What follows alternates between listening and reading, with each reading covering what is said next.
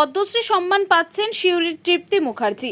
2026 সালে পদ্মশ্রী পুরস্কার যারা পাচ্ছেন তাদের মধ্যে রয়েছেন শিউরির তৃপ্তি মুখার্জি। সূচিশিল্পের জন্য এই পুরস্কার পাচ্ছেন তিনি। এর আগে তিনি রাষ্ট্রপতি পুরস্কার ও 2016 সালে শিল্পগুরু সম্মাননা পেয়েছেন। এই খবরে খুশি তিনি এবং এই পুরস্কার তিনি উৎসর্গ করেছেন তার মা মায়া ব্যানার্জিকে। ছোটবেলার মায়ের কাছ থেকে কাঁথা স্টিচের কাজ শেখার শুরু।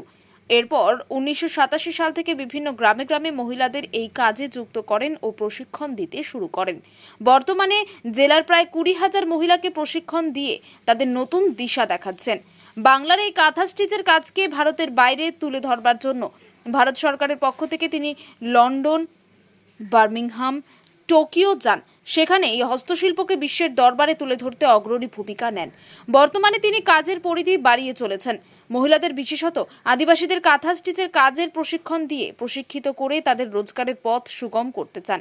এবারের এই পদ্মশ্রী পুরস্কার প্রাপ্তি ওনার এই কাজকে আরো অনুপ্রাণিত করবে বলে মনে করছেন এবং এবারের পদ্মশ্রী পুরস্কার প্রাপ্তিতে ভীষণ আনন্দিত এবং উৎফুল্ল।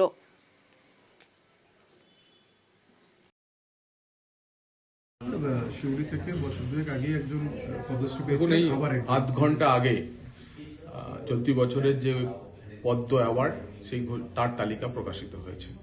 পশ্চিমবঙ্গ থেকে 6 জন রয়েছেন এবারের পদ্ম পুরস্কার প্রাপকদের মধ্যে।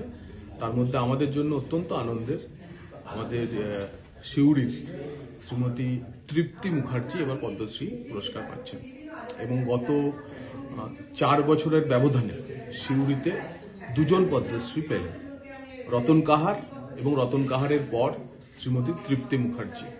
রতন কাহার মূলত ফোকলোর বা লোকগানকে মানে সারা জীবন ধরে লোকগানের অভ্যাস এবং লোকগানের সম্প্রচার প্রসারের জন্য তার পদ্ম পুরস্কার পাওয়া হয়েছিল।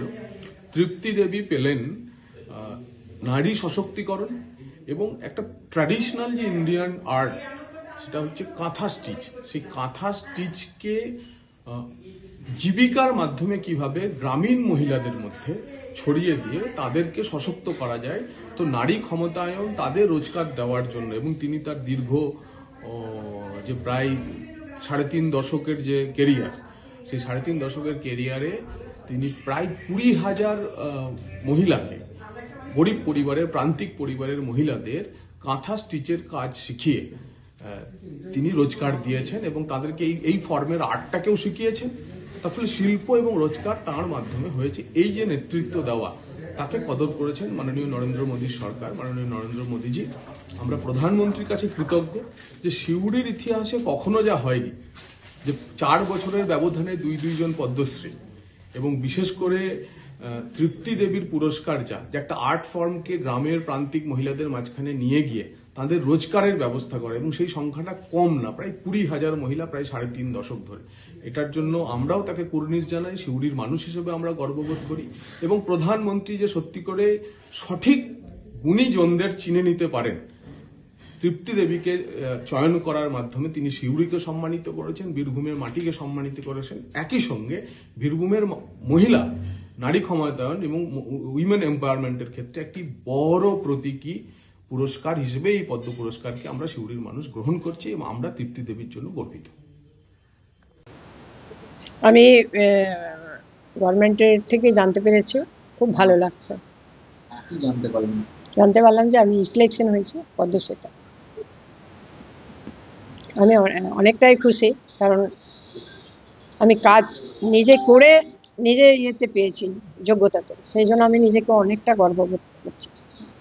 কবে রওনা দেবেন তখন? না, সেরকম কিছু এখন আসেনি। আপনার নাম? আমার নাম তৃপ্তি মুখার্জি। কিভাবে জানতে পারলেন? আমি হোম মিনিস্ট্রি থেকে ফোন করছি কখন? সকালে কি জানালো আপনাকে? জানালাম আপনি সিলেকশন হয়েছেন। পদ্মশ্রী আমি আর্ট অ্যান্ড ক্রাফটে কাজ করি। কোথা থেকে